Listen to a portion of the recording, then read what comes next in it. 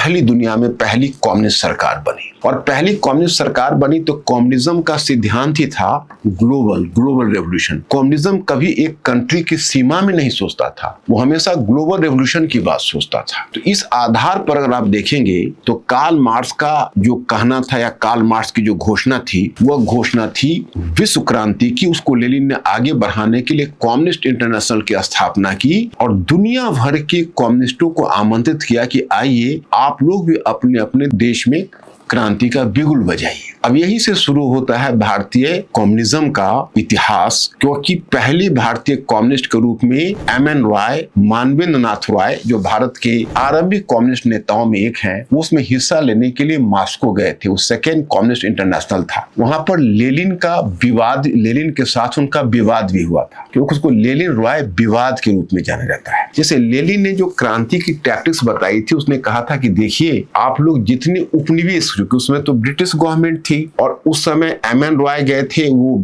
एक तरह से गुलाम भारत में गए थे और दुनिया के अधिकांश देश उस समय, मतलब एशियो अफ्रीकन देश उस समय उपनिवेश थे, कॉलोनी थी। उन्होंने कहा कि देखो कॉलोनी में जो लोग हो, जो भी आप कम्युनिस्ट लीडर्स हो, उनको एक दोहरी रणनीति बनानी होगी, वो डुअल स्ट्रेटेजी बनानी पड़ेगी।